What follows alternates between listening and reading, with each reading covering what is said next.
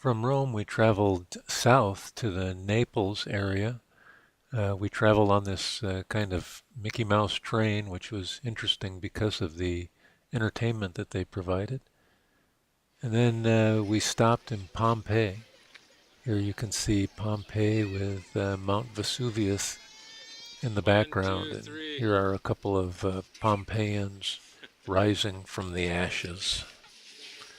This is an intact Roman bathhouse in Pompeii. This is the locker room. There are benches and these cubby holes along here where people would put their clothing and their valuables when they visited the bathhouse. Um, the fact that it's still intact with plaster ceiling and tile The one we did before. floors. This is the steam room in the bathhouse. Oh, yeah.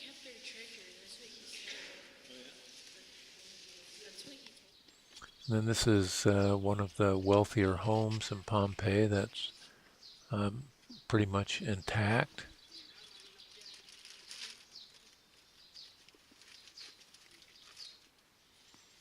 Pompeii was destroyed in 72 AD, I think, and this is what their home looked like.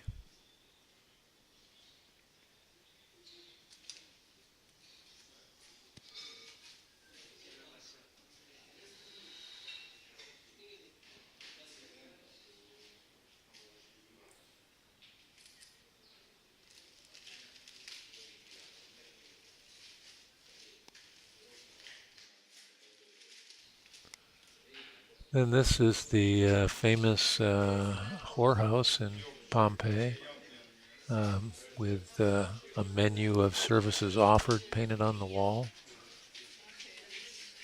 I guess Pompeii was kind of like the Las Vegas of its day. It was a resort area for people from Rome. This is another wealthier home In the in middle. the middle of Pompeii.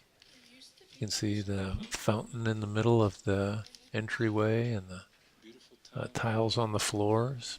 See the picture? And then this is what happened to the residents. These are the plaster casts of the corpses that were found in the exact position they were in when they died from the eruption of Vesuvius.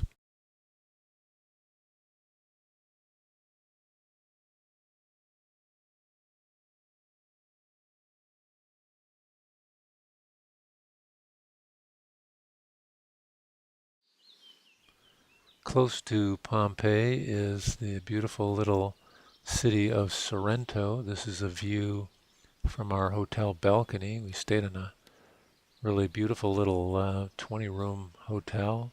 It was a great experience. This is Sorrento in the Bay of Naples.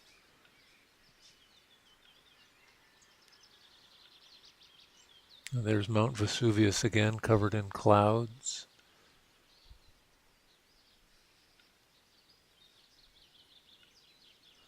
The smoke rising up underneath our hotel room there is the farmers who are growing lemons and olives, and they have them covered and they smoke them every morning, I guess, for the bugs.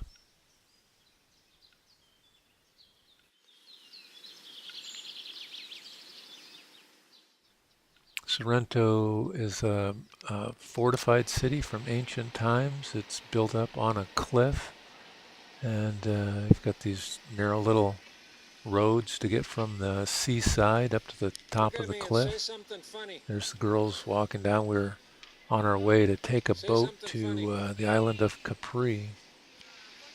This is down along the beach, and you can see that the buildings are built into the cliff, which was used as protection from pirates. This is the island of Capri, which is a really expensive jet set, famous sort of an area. Um, in ancient Roman days, it was the summer home of the Emperor Tiberius. You can look off in the distance there. That's Sorrento out there. Capri is the home of the famous blue grotto that you can usually go into on a boat, but the seas were so high that day that we couldn't, and the girls were pretty disappointed about that. This is the entry to the blue grotto. Okay, now move out of the way. A lot of international multi-millionaires live on Capri, and during the heat of the summer, this bay is filled with up to 200 luxury yachts. This was our guide in Capri. His name was Pasquale. His family's lived there for generations. Then we took a pretty harrowing ride along the Amalfi Coast to a beautiful town called Positano, just sort of a vertical town on the seashore, a very beautiful place.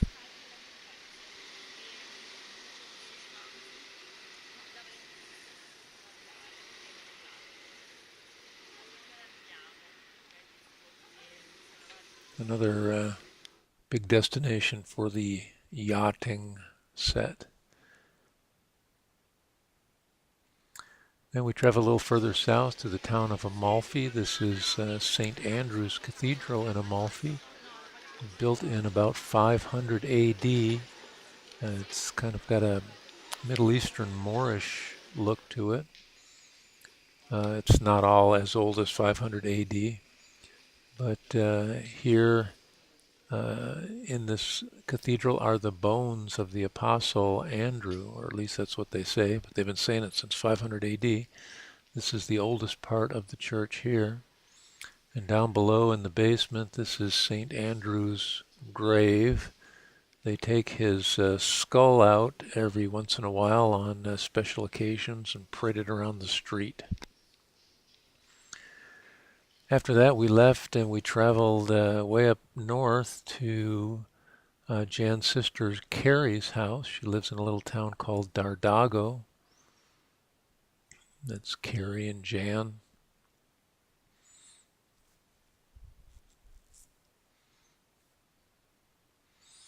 Here's Carrie's little Fiat 500 with their Italian flag, the Italian girls being patriotic. This is the little town she lives in called Dardago. It's not a tourist town, but it's a really quaint little town. It feels almost like a ghost town. It's not abandoned, but you just don't see people around and no children. But it's a beautiful, quaint little town. Not far from Venice. It's in the foothills of the Italian Alps. About a 20-minute drive from her house is this little town in the Alps on this lake. It's a lake that's kind of the same color and looks a lot like Lake Louise in British Columbia.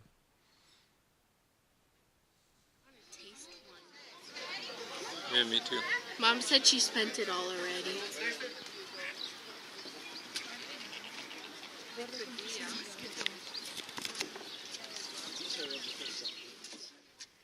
Dardago is not far from Venice, and of course we needed to go to Venice, and here we are. Beautiful, unique city, Jan's favorite in all the world. And of course we had to suck it up and do the gondola thing. So see this guy here, Emma's got to jump out the window to get in his boat. But I don't know how he does it with the bars. Hello. Our gondola's pretty.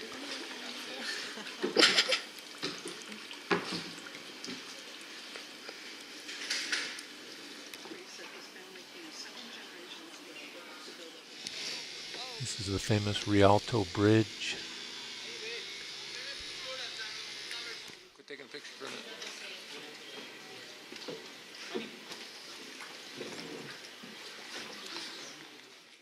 Again, luckily we ended up with a young, kind of cool, exciting gondolier, which made all the women happy.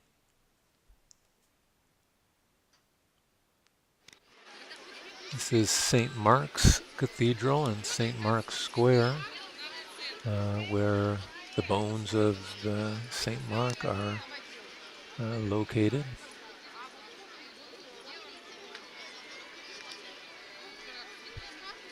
Very famous square. It was crowded, but not as crowded as I was expecting it to be. As in most of Italy, all the major sites are covered in scaffolding as they try to maintain them. This is the famous Bridge of Sighs. Then back to Carrie's house to see the animals. She had some new kittens, and then this is Digger the Wonder Dog.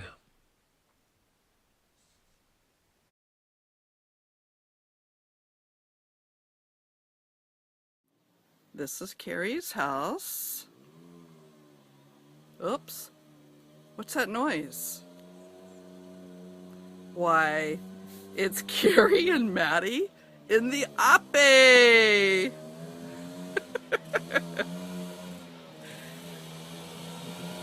Ciao! Woohoo!